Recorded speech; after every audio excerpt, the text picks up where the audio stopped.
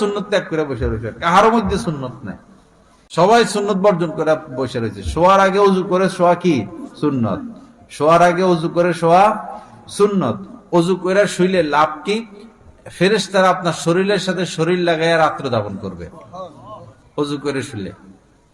আর শোয়ার সময় যদি কেউ আয়াতুল কুরসি পড়ে, শোয়ার সময় যদি কেউ আয়াতুল কুরসি পড়ে, আল্লাহ পাক একজন পাহারাদার পাঠাইয়া দেন, একজন পাহারাদার পাঠাইয়া দেন ফেরেশতা।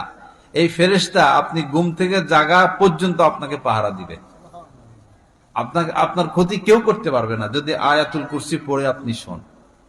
ফেরেশতা পাহারা দিবে। আমরা দেখছি, আমি নিজেও দেখছি, কোন কারণে আয়াতুল কুরসি পড়ি নাই, হে রাত্রে এসে ধরছে, চাইপে ধরছে, হে রাত্রে এসে চাইপে ধরছে।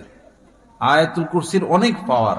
5 ওয়াক্ত নামাজের পরে কেউ যদি আয়াতুল কুরসি পড়ে নিয়মিত, তো জান্নাতে যাওয়ার জন্য শুধু মৃত্যুটাই বাধা, জান্নাতে যাওয়ার জন্য শুধু মৃত্যুটাই বাধা। আয়াতুল কুরসিটা শিখে নিলাম, আর মুখস্থ না পারলে লিখে রাখলাম, দেখে দেখে পড়লাম। কিছু জিনিস তো আমাদের শিখা উচিত, কিছু জিনিস আমাদের শিখা উচিত। আল্লাহ আমাদের সবাইকে আমল করার তৌফিক দান করেন, আল্লাহ আমাদেরকে গুনাহমুক্ত জিন্দেগি নসিব করেন। আমার ভাইরা, দিন অনেক সহজ।